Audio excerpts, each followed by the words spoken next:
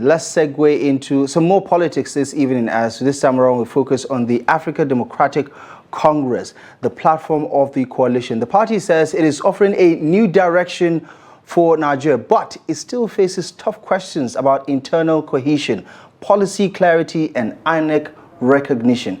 Well, who best to speak to us than someone who is a part of the new makeup of the ADC. Ballarabe Rufai is the party's national youth leader, and he's here to talk about the ADC's position and where they stand going forward regarding the future of Nigeria. Comrade, thank you so much for joining us on the program. It's good to see you this evening. Thank you very much for having me. Right, let's start on perhaps one of the burning questions from some of the recent developments. The takeover of the ADC by the coalition forces appears to be incomplete.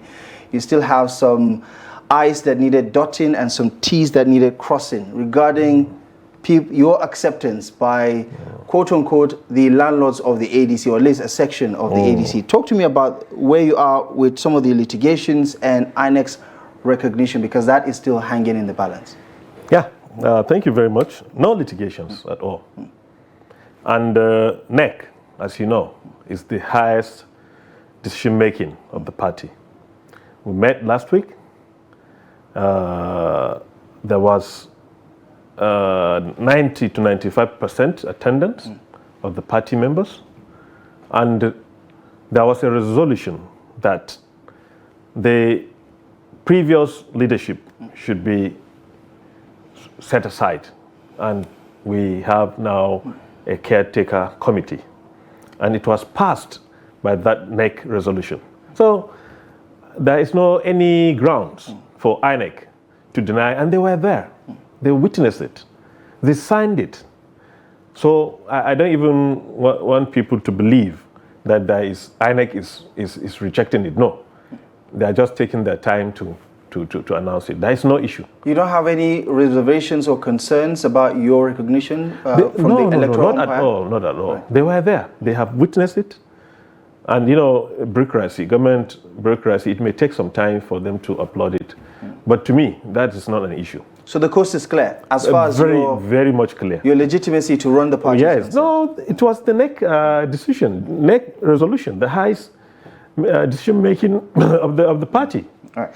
Is the new leadership right now, which you are part of, open to communicating with some of the disgruntled elements within the ADC who still do not want to recognize your authority over the party? Is there any? I mean, right now we understand that two chairmen of the ADC are still contesting this takeover. Okay, you mean at state levels? Right, yeah, exactly. Yeah, you know, with this kind of monumental changes, you know, you cannot expect it to be smooth. There are some chairmen that used to be, but they were rather suspended, or, you know, they had issues, they decamped. But now, with what they're seeing, they are saying they want to be again. So you should not expect it to be a smooth running. But as it is, there is a committee that has been set up to look at those issues. And I'm telling you, they are minor issues. They will be resolved. They are minor issues. All right. Let's talk big picture now. We had Honorable Babangida Malumfashi, a former federal lawmaker, on the platform. Yeah. And, you know, I was posing the question to him about what does ADC actually represent in terms of policy ideas, in terms of a blueprint to solving the Nigerian challenges, that is insecurity, that is the sluggish economy, unemployment, and all of these other issues. And I didn't get a direct, response from him. But if you have to articulate what ADC represents, because Nigerians are asking, they don't want to be railroaded or hoodwinked into voting what appears to be a solution without necessarily vetting the ideas or hearing a workable solution, a blueprint, an action plan, for instance. What do you have to tell Nigerians regarding, I know the campaigns have not started yet, but what does ADC represent? What the ADC represents is in the Constitution. For anybody that cares to know, ADC is the only party, and that is why the coalition group decided to adopt the ADC, because the main aim and objective of the ADC is the welfare of the citizens, welfare of the nation. Is there in our motto. What is the motto of ADC? Well-being of the citizens, well-being of the nation. So if you are talking about well-being, and you are talking about a government that will prioritize its citizens in terms of economic sense, then you might be talking about a welfare economy. A welfare economy. Unlike what this government is doing. I don't even understand what this government is doing.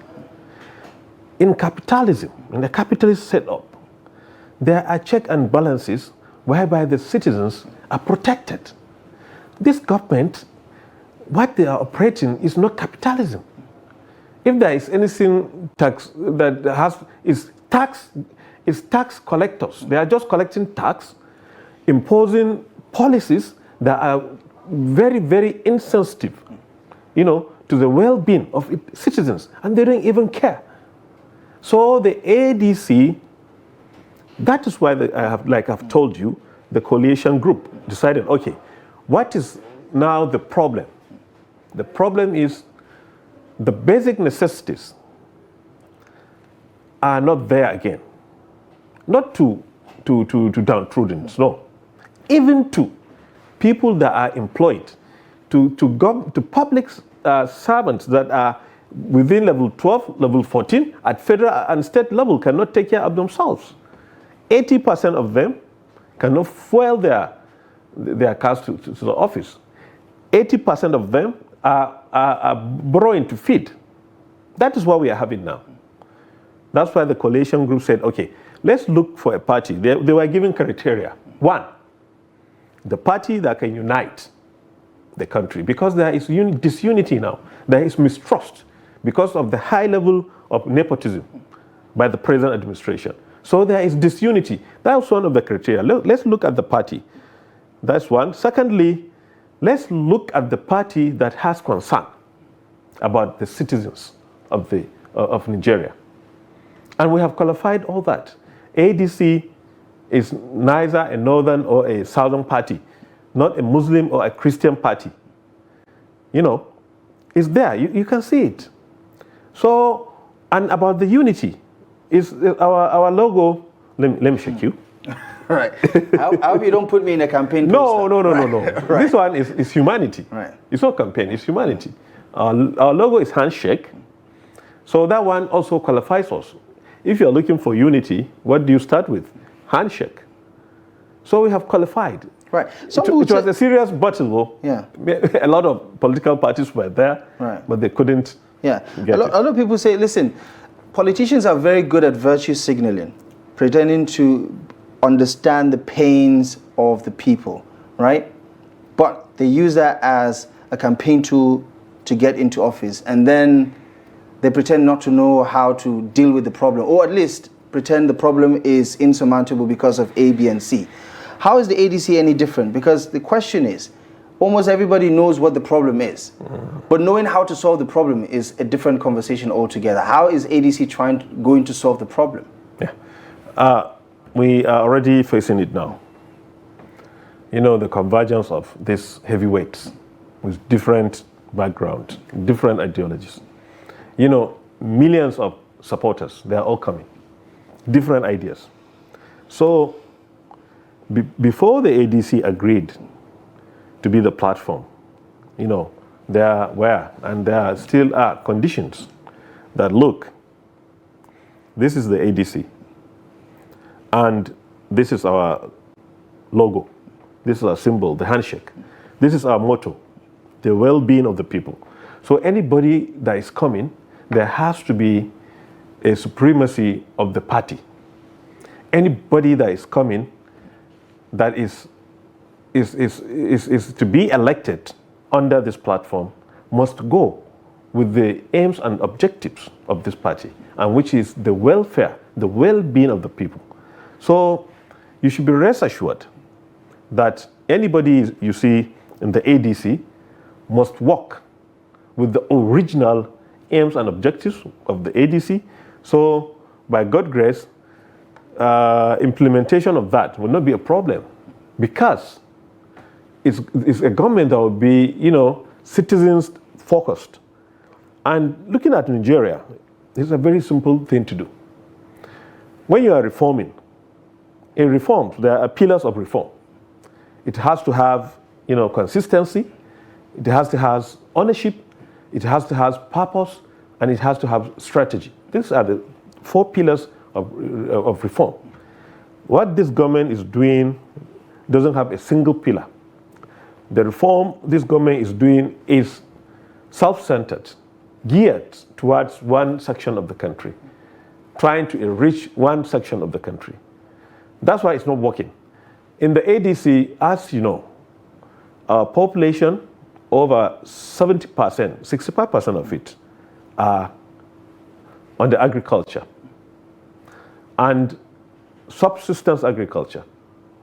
You cannot, in this 21st century, you cannot rely on subsistence agriculture. The moment you genuinely add value to it, the value chain, that's where the welfareism can come. Look at the loans this government is borrowing. Look at it. What are they doing with it? Let me give you an example. To say you want to, dedicate the sum of 15 trillion naira into value chain in agriculture. Do you know what that can, the multiplier impact of that? So the government is not serious about its people. The government, we don't even understand. While your people are dying, are not eating, and you are doing constructions that has no any economic or any meaningful value.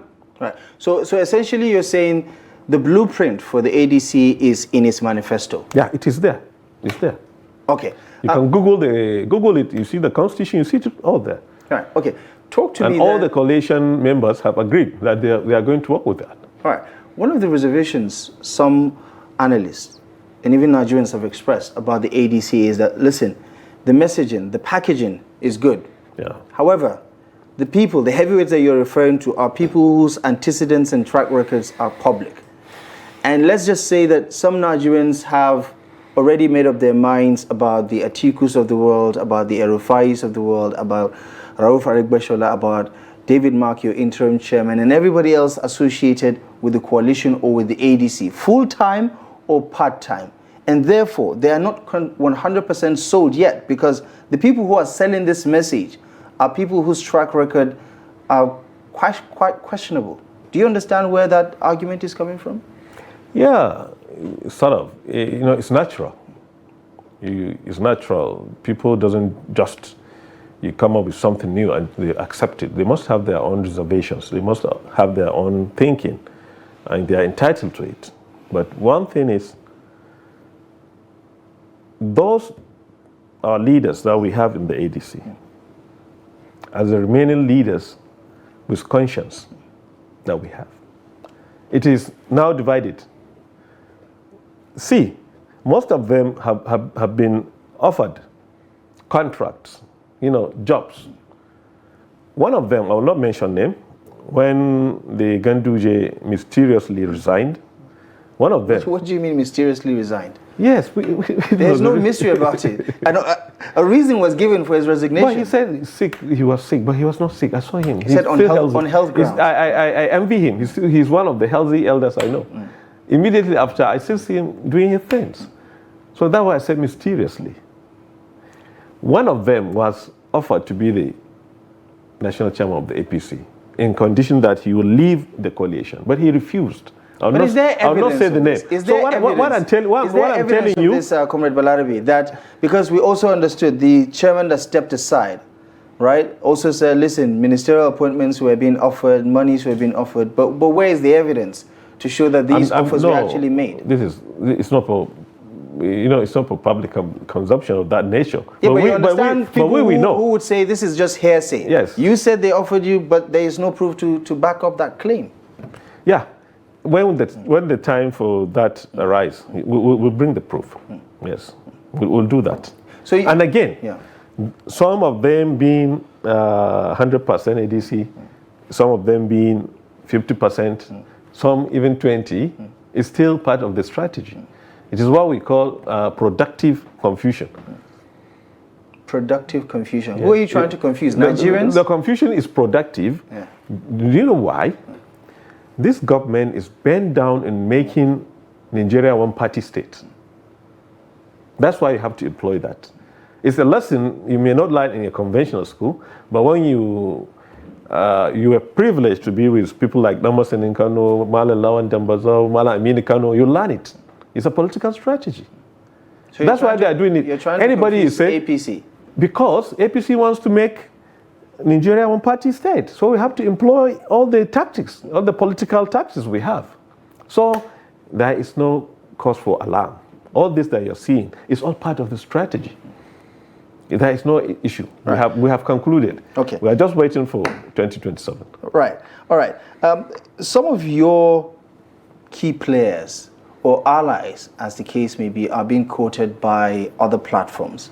The PDP, for instance, we understand is trying to quote or cajole the likes of Peter Obi to come back to the platform and probably get the ticket of the PDP in 2027. Nothing is cast in stone yet, but we've heard people who are close to the powers that be in PDP, someone like Professor Jerry Gana, for instance, who is saying they're actively trying to, whisk Peter Obi away from the Labour Party or even from the coalition itself. Are you concerned that there are other platforms that could potentially be formidable enough to sway some of your heavyweights ahead of 2027? Yeah, there's just two parties now.